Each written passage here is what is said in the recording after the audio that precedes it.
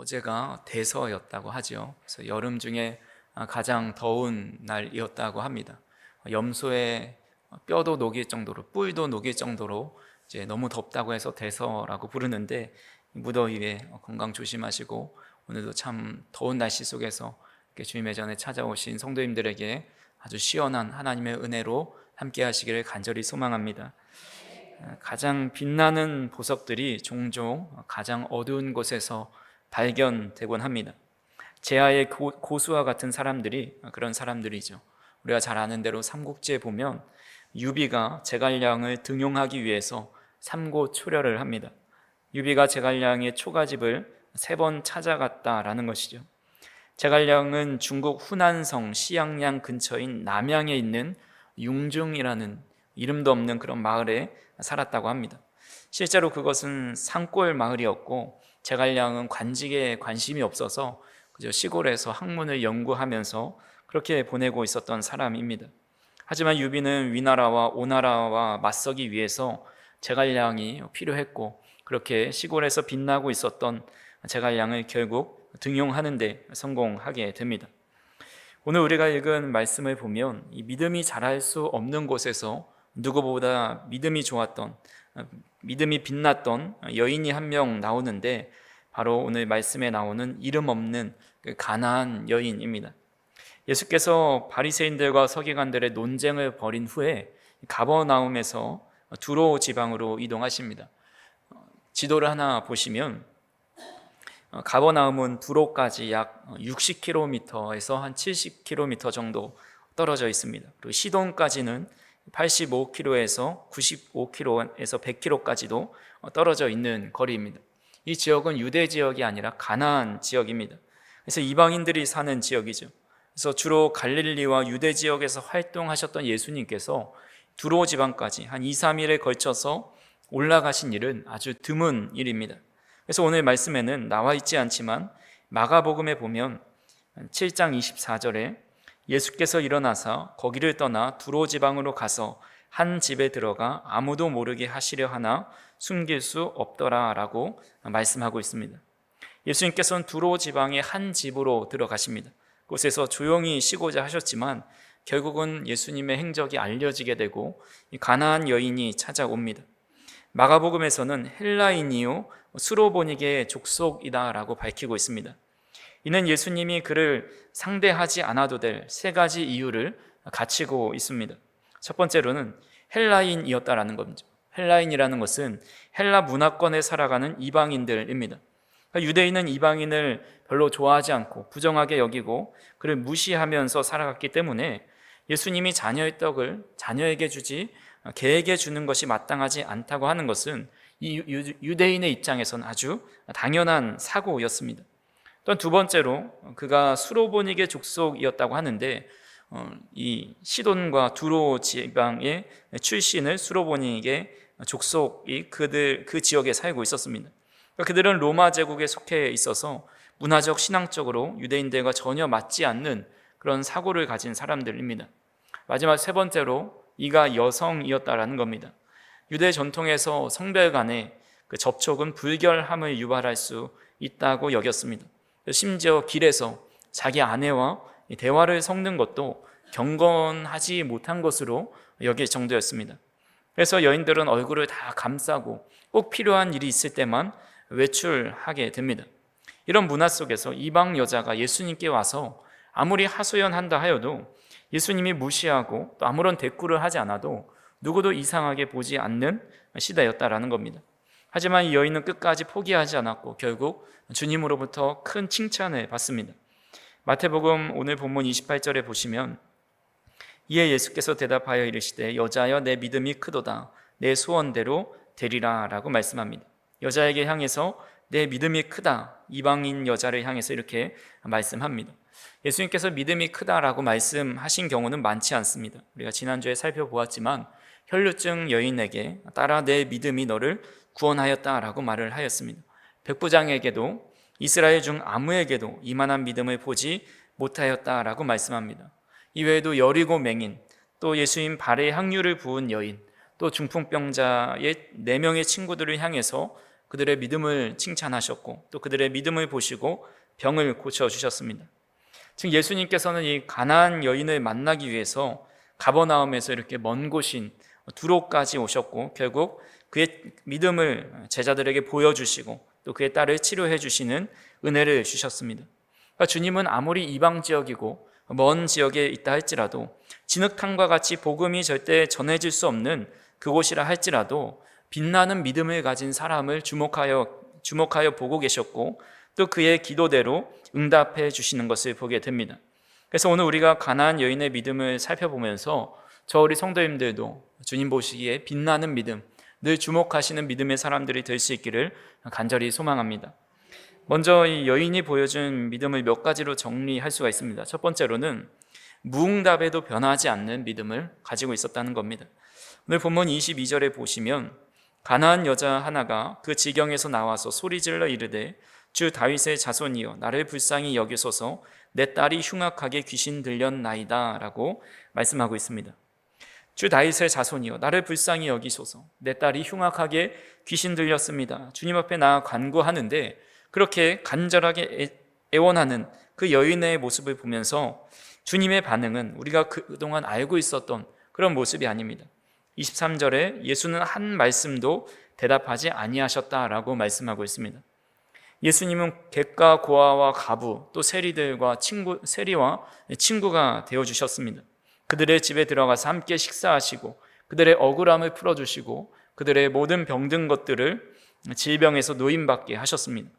인자가 온 것은 섬김을 받으려 함이 아니라 섬기기 위해 오셨다고 말씀하셨습니다. 근데 이 여인이 아주 크게 주님을 부르고 간절하게 주님께 애원하는데 아무런 대꾸도 하지 않으십니다. 우리가 신앙생활하면서 가장 신이 나고 힘이 날 때가 언제입니까? 바로 기도가 응답되었을 때입니다. 아무리 상황이 힘들고 어려운 일들이 쌓여 있어도 하나님께서 나의 기도를 들어주시는 것 같고 응답해 주시는 것 같을 때는 힘이 들지 않습니다. 어떤 특별한 기적이 나타나지 않아도 내가 너를 사랑한다, 내가 너를 지켜줄게, 이것을 내가 응답해 줄게 라는 그런 하나님의 음성을 분명하게 들으면 그 믿음은 굳게 지켜내기가 쉽습니다. 하지만 우리의 믿음을 흔들게 하는 가장 큰 요소 중에 하나가 환경이 아니라 하나님의 침묵입니다. 아무리 기도해도 응답이 없습니다. 기다리라는 말씀만 하셔도 좋을 텐데, 아니면 이건 안 돼, 내가 지고 가야 할 문제야 라고 거절로 응답하셔도 좋을 텐데, 아무리 기도해도 아무리 찬양해도 아무리 예배의 자리로 나아가도 아무런 응답이 없을 때, 또한 그것이 수개월 동안, 수년 동안, 수십 년 동안 이어질 때에 그 믿음을 지켜내기란 참으로 힘든 일입니다. 성경에 보면 하나님께서 이스라엘 백성들에게 수많은 기적을 행했을 때도 있지만 그들에게 침묵하실 때도 있었습니다. 근데 하나님의 침묵이 대부분 상황이 좋을 때 일어난 것이 아니라 그들이 정말 어렵고 힘들 때, 하나님의 도움이 절실하게 필요할 때에 하나님의 침묵이 있을 때가 많이 있었습니다. 그래서 하박국 선지자는 이 무너져가는 유다 왕국을 바라보면서 하나님께 이렇게 탄식합니다. 1장 2절에 여호와여 내가 부르짖어도 주께서 듣지 아니하시니 어느 때까지리이까 내가 강포로 말미암아 외쳐도 주께서 구원하지 아니하시나이다. 하박국 선지자는 하나님의 백성, 하나님의 선민들이 이렇게 고통당하는데 왜 침묵하십니까? 이 어려운 중에 하나님의 침묵으로 인해서 탄원하고 슬퍼하고 있습니다. 이스라엘 백성들의 애굽에서 종살이하며 살아갔던 시간이 약 430년이었습니다. 물론 요셉이 죽고 나서 그의 이름을 모르는 왕이 생겨났을 때부터 그들이 괴롭힘을 당했다고 치면 약 300년 좀 안 되는 시간일 것입니다. 이스라엘 백성들이 괴로움을 당할 때 아마 계속해서 하나님을 찾고 부르짖었을 겁니다. 300년 가까이 되는 시간 동안 아무리 하나님을 찾지만 하나님은 아무런 응답도 하지 않으셨습니다. 또한 바벨론 포로 기간도 마찬가지입니다. 70년이 차기까지 하나님은 아무런 조치도 또 아무런 기적도 베풀어 주지 않으십니다. 이런 침묵은 민족에게만 해당되지 않습니다. 위대한 신앙의 위인들도 마찬가지죠. 아브라함도 하나님의 침묵을 경험했고 모세도 40년 동안 광야에서 하나님의 침묵을 경험했습니다. 17의 나이에 애굽에서 팔려간 요셉도 총리가 되기까지 13년 동안 아무런 하나님의 응답을 받지 못했습니다. 이 여인도 아주 급박하고 인생의 가장 큰 문제를 가지고 예수님께 힘겹게 그 소문을 듣고 찾아갔지만 아무런 대답도 대꾸도 하지 않는 그런 주님의 침묵을 경험합니다. 하지만 그런 침묵이 그녀의 믿음을 흔들어 놓을 수 없었습니다. 그 이유는 사마리아 여인은 예수님을 믿었기, 가나안 여인은 예수님을 믿었기 때문입니다. 예수님이시라면 내 딸을 고칠 수 있다라는 믿음이 있었습니다. 우리가 지난주에 혈류증에 걸려서 많은 의사를 찾아다니다가 결국 아무런 효험도 얻지 못하고 방황하다가 결국 주님만이 자신의 병을 고칠 수 있다는 이 믿음을 가졌던 여인처럼 이 가나안 여인도 예수님만이 자신의 딸을 고쳐줄 수 있다고 믿었기 때문에 그 어떤 예수님의 침묵과 또 아무런 응대를 하지 않으셔도 그의 믿음이 변치 않을 수 있었다라는 것입니다. 성도님들 가운데서도 오랜 기간 하나님의 침묵을 경험하셨던 분이 있을 겁니다. 혹은 지금도 경험하시는 분이 있을지도 모르겠습니다. 아무리 기도해도 또 아무런 응답이 없는 것 같고 아무리 예배해도 아무런 감흥이 없는 것 같은 그런 시간을 보내는 분도 있습니다. 하지만 우리 주님은 언제나 선하시고 인자하시다라는 사실을 꼭 믿으실 수 있기를 바랍니다. 예수님의 성품과 우리를 누구보다 사랑하신다는 사실을 의심하지 않으시기를 바랍니다. 그런 믿음이 있다면 오늘 우리는 하나님의 응답 여부와 관계없이 주님의 발 아래 엎드려서 주님의 은혜를 구하고 끝까지 믿음을 가지고 기도할 수 있다라는 겁니다. 계속 하나님께서 우리 삶을 버리신 것 같고 우리를 향해 고개를 돌리신 것 같고 우리의 기도에 아무런 응답이 없는 것 같아 보여도 하나님의 선하심은 변함이 없고 또 우리를 향한 사랑은 변하지 않는다는 사실을 꼭 믿음으로 붙잡고 살아가기를 간절히 소망합니다. 두 번째로 이 여인은 냉대와 비난에도 변함없는 믿음을 가지고 있었습니다. 제자들은 이 여인의 모습을 보고 예수님께 이렇게 말합니다. 23절에 보시면 예수는 한 말씀도 대답하지 아니하시니 제자들이 와서 청하여 말하되 그 여자가 우리 뒤에서 소리를 지르오니 그를 보내소서. 제자들은 이 여인이 그의 딸로 인해서 얼마나 고통받고 있는지 생각하지 않습니다. 그의 딸이 낫는 것에는 관심이 없었다라는 겁니다. 그저 가버나움에서 종교 지도자들의 시비와 또 차가운 시선을 피해서 그나마 좀 멀리 와서 쉬러 왔는데 자신들의 휴식을 방해하는 것에 기분이 좀 나빴던 것 같습니다. 아마 베드로는 찌푸린 얼굴로 여자를 쳐다봤을 수도 있고 요한은 불같은 성격을 가지고 있었기 때문에 한시라도 그녀를 빨리 내쫓고 싶은 그런 표정으로 있었을 수도 있습니다.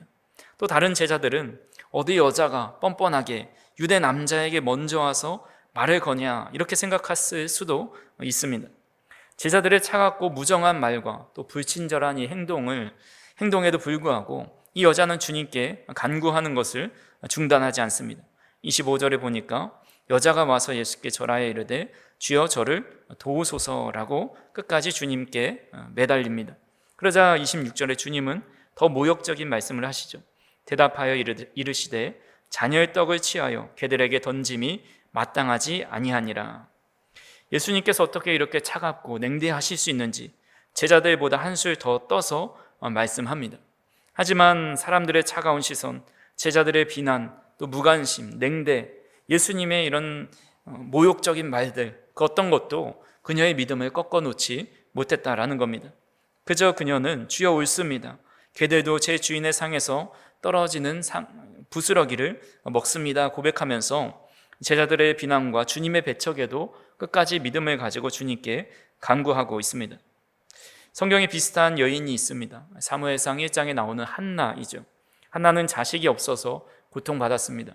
그녀의 남편이었던 엘가나는 또 다른 아내인 분인나가 있었는데 분인나는 자식이 있어서 늘 한나를 괴롭히며 조롱합니다. 근데 한나는 말없이 늘 성전에 나가서 하나님께 기도했습니다. 얼마나 간절히 기도했는지 제사장 엘리조차도 그가 술에 취해서 이렇게 성전에 왔다라고 오해할 정도였습니다. 하지만 한나는 주변에서 뭐라고 하든지 심지어 제사장이 뭐라 하든지 개의치 않고 끝까지 기도를 포기하지 않았습니다. 그 결과 그녀는 믿음으로 기도대로 사무엘을 낳게 되고 이후로 5명의 자녀를 더 낳는 은혜를 받게 됩니다. 욥은 어떻습니까? 그는 하루아침에 자녀를 잃고 재산을 잃고 건강도 잃어버립니다.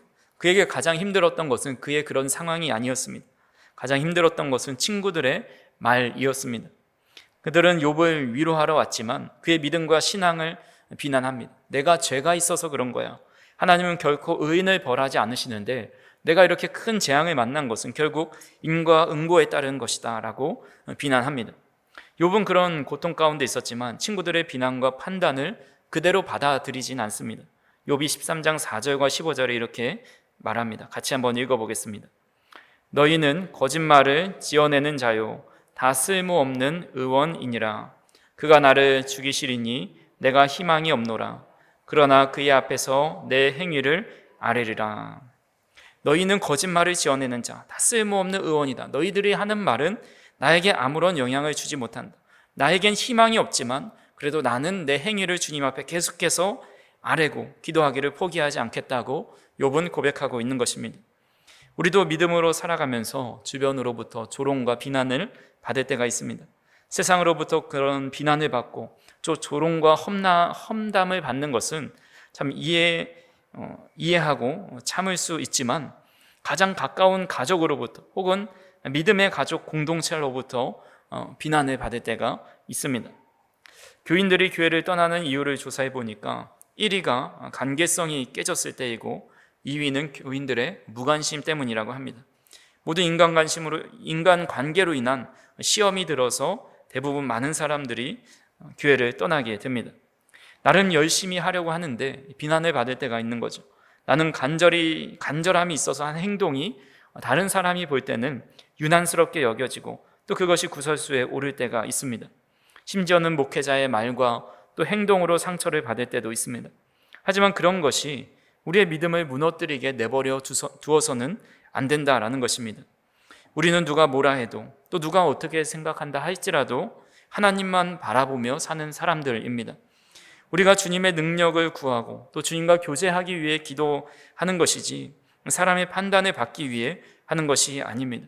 하나님을 사랑하기 때문에 주님 앞에 행하는 것이지 사람의 칭찬과 어떤 말을 듣기 위해서 하기 위한 것이 아니다라는 것입니다. 그래서 우리가 정말 주님을 믿는다면 다른 사람들의 말이나 또 어떤 행동에 신경 쓰지 않을 수가 있다라는 겁니다. 누군가 우리에게 친절하게 대하거나 때론 삐딱하게 대하거나 전혀 개의치 않을 수 있는 것입니다. 그렇게 간절히 바라기는 우리 성도인들이 다른 사람의 반응과 말에 반응하지 말고 주님만 바라보는 믿음을 소유할 수 있기를 간절히 소망합니다. 세 번째로 이 여인은 주님과 아주 작은 관계성만 가지고 있어도 그 은혜를 받을 수 있다는 믿음을 가지고 있었습니다. 예수님께서 이 여인을 개만도 못한 취급을 하셨을 때 이 여인은 그에 굴하지 않고 이렇게 고백합니다. 우리 본문 27절을 같이 한번 읽어보겠습니다. 여자가 이르되 주여 올소이다마는 개들도 제 주인의 상에서 떨어지는 부스러기를 먹나이다 하니, 이 여인은 주인의 상에서 떨어지는 부스러기를 먹는다라고 말을 합니다. 저는 당신의 자녀가 될 수 없는 이방 여인이다, 당신의 자녀가 될 수 없는 사람이다라는 것을 인정하는 것입니다. 그저 당신의 종이고 당신 집에 기르는 개와 같다라는 고백입니다. 주님께서 자녀의 특권을 주시지 않아도 됩니다라는 것이죠. 온전한 빵 한 덩이를 주지 않아도 괜찮다는 겁니다. 그저 주인의 울타리에 있는 개라면 그 주인의 자녀가 먹다 남긴 빵 부스러기를 먹을 수 있는 존재가 될 수 있다라고 생각을 한 것입니다. 그래서 시인은 고백하기를 내가 주의 성전에서의 한 날이 다른 곳에서의 첫날보다 낫다고 했고 주의 문지기로 있는 것이 좋다고 이야기했습니다. 그저 주님의 울타리 안에 있는 것만 해도 나의 처지나 위치가 어떻든지 상관없다라는 고백입니다. 돌아온 탕자 이야기를 보면 탕자는 아버지의 재산을 미리 다 받아서 외국으로 가서 허랑방탕하게 다 탕진합니다. 그때 땅에 기근이 들어서 또 가난과 극심한 노동에 시달리게 될 때 아버지의 집을 생각하게 되죠. 누가복음 15장 16절과 17절에 보시면 그가 돼지 먹는 쥐염 열매로 배를 채우고자 하되 주는 자가 없는지라 이에 스스로 돌이켜 이르되 내 주 아버지에게는 양식의 풍족한 품꾼이 얼마나 많은가, 나는 여기서 줄여 죽는구나 라고 생각을 합니다. 탕자가 일하고 있었던 주인집은 돼지가 먹는 쥐염 열매도 주지 않는 완악한 주인이었습니다. 하지만 자신의 아버지는 아무리 비천한 종이더라도 그들에게 풍성한 양식을 주는 선한 주인임을 알았습니다. 그래서 아무리 아버지께 죄를 지었다 할지라도 내가 아버지께 가면 나를 아무리 낮은 종으로 삼을지라도 그 안에서 풍족하게 먹을 수 있다라는 믿음이 있었습니다. 이 여인도 마찬가지죠. 예수님이 다윗의 자손으로 태어나신 하나님의 아들이라면 자신의 집에 있는 개가 굶어가고 있을 때 그 모습을 그대로 지켜보지 않으실 거라는 믿음이 있었다라는 겁니다. 우리도 이런 믿음이 필요합니다.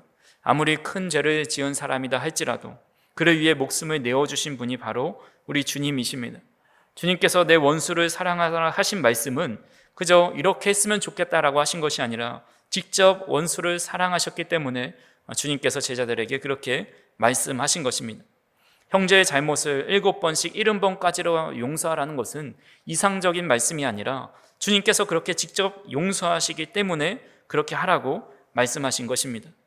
주님께서 죄인과 세리들과 함께 식사하는 것을 본 종교 지도자들이 예수님을 이렇게 비난하죠. 마태복음 9장 10절에서 11절에 보시면 예수께서 마태의 집에서 앉아 음식을 잡수실 때에 많은 세리와 죄인들이 와서 예수와 그의 제자들과 함께 앉았더니 바리새인들이 보고 그의 제자들에게 이르되 어찌하여 너희 선생은 세리와 죄인들과 함께 잡수시느냐 하면서 주님을 비난합니다. 그때 주님께서 이 이야기를 듣고 이렇게 말씀하십니다. 같이 한번 12절 읽어보겠습니다. 예수께서 들으시고 이르시되 건강한 자에게는 의사가 쓸데없고 병든 자에게라야 쓸데있느니라. 아멘.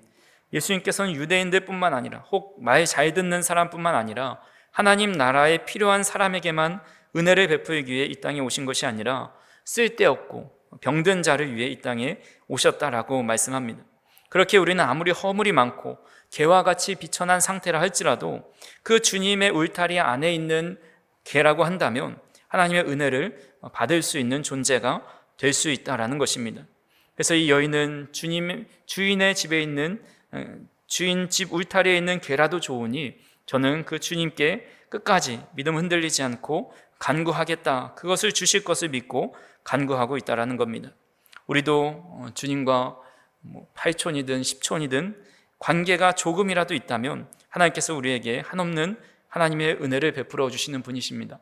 하지만 우리는 하나님의 자녀가 되기 때문에 더 큰 은혜를 받을 수 있는 존재라는 사실을 꼭 기억하면서 우리가 하나님과의 이런 접촉점이 있기에 어떤 상황에서도 하나님은 우리의 기도를 들어주신다라는 그 믿음을 흔들리지 않는 믿음을 가지실 수 있기를 간절히 소망합니다. 마지막으로 이 여인은 주인의 양식의 풍성함을 믿었습니다.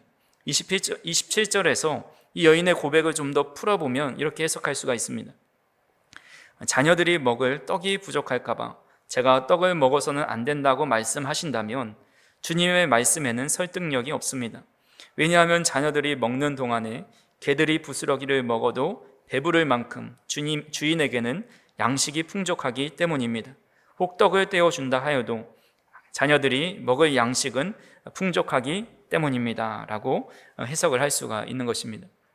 가난한 사람의 상에는 부스러기를 떼어줄 여력이 없습니다. 그렇기 때문에 개가 먹을 양식이 전혀 없지요. 하지만 떡이 흔한 왕의 식탁을 생각해 보면 그 왕의 식탁에서 남기는 음식이 더 많습니다.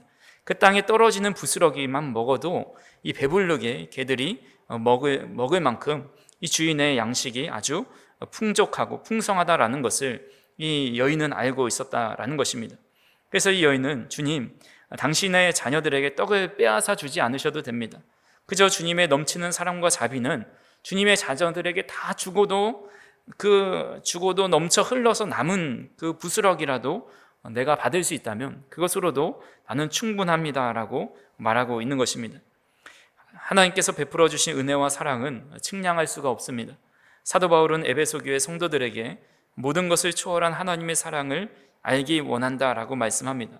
에베소서 3장 18절에서 19절을 같이 한번 읽어보겠습니다.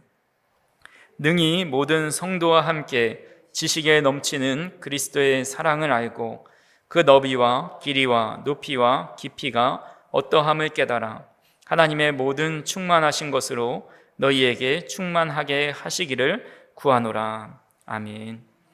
우리가 거리나 길이를 잴 때 센티미터, 미터나 킬로미터라는 단위를 사용합니다. 하지만 지구와 태양 간의 거리, 또 여러 행성들 간의 거리는 너무 멀어서 미터나 킬로미터로는 표시할 수가 없습니다. 대신에 광년이라는 단위를 사용하지만 사실 광년이라는 거리를 인간의 상상으로는 도저히 상상할 수 없는 거리입니다. 우리는 자녀에게 얼마나 자신을 사랑하는지를 물을 때가 있죠. 엄마를 얼만큼 좋아해? 아빠를 얼만큼 사랑해? 라고 물어보면 하늘만큼 땅만큼이라고 하기도 하고 양팔을 벌려서 이만큼 사랑한다고 이야기도 합니다. 자신이 표현할 수 있는 최고의 단위로 표현하고 있는 것이죠. 우리 인간이 줄 수 있는 가장 큰 사랑은 자신의 목숨을 주는 사랑입니다. 자녀를 위해서 혹은 다른 사람을 위해서 목숨을 다해 사랑하는 것은 사람들로부터 찬사와 존경을 받습니다.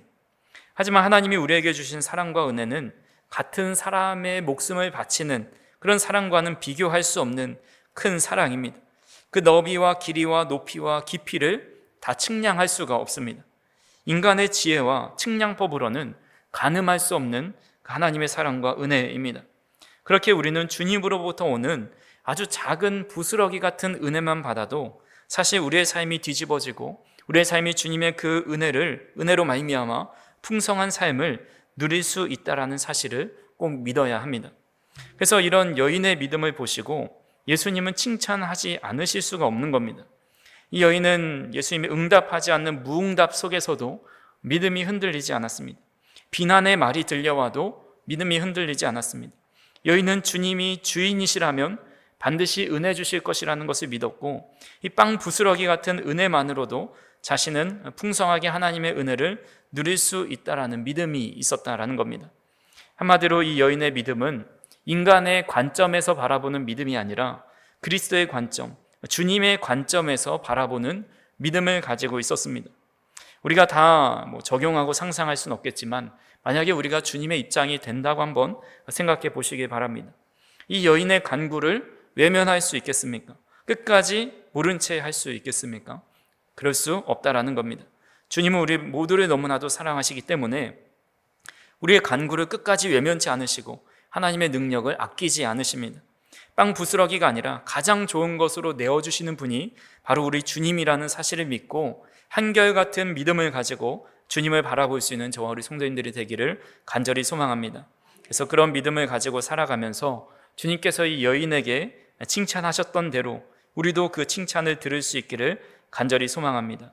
우리 28절에 보시면 예수께서 대답하여 이르시되 여자여 내 믿음이 크도다 내 소원대로 되리라 라고 말씀하신 것을 보시면서 여기서 여자여 라는 말에 자신의 이름을 한번 넣어 보겠습니다. 예를 들어서 반서가 내 믿음이 크도다 내 소원대로 되리라 이렇게 해서 우리 자기의 이름을 넣어서 한번 같이 읽어 보겠습니다.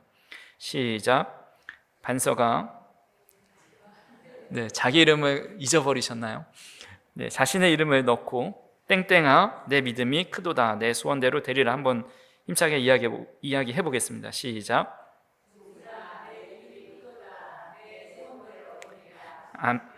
아멘. 그래서 우리의 믿음을 보시면서 주님께서 아무도 주목하지 않는 이 자리에 우리를 주목하여 보고 계시고 누구야 내 믿음이 크다 내 소원대로 되리라 하시는 그런 칭찬과 기도의 응답이 우리의 삶 가운데 함께하기를 주님의 이름으로 축복합니다.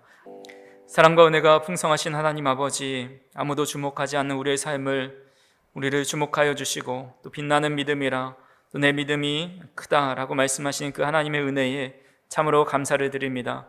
아버지 하나님, 때로는 주님께서 우리에게 응답이 없으셔도 때로는 비난이 들려와도 우리가 우리의 믿음에 어떤 흠집도 내지 않을 수 있도록 견실하고 든든한 믿음 될 수 있도록 인도하여 주시옵소서.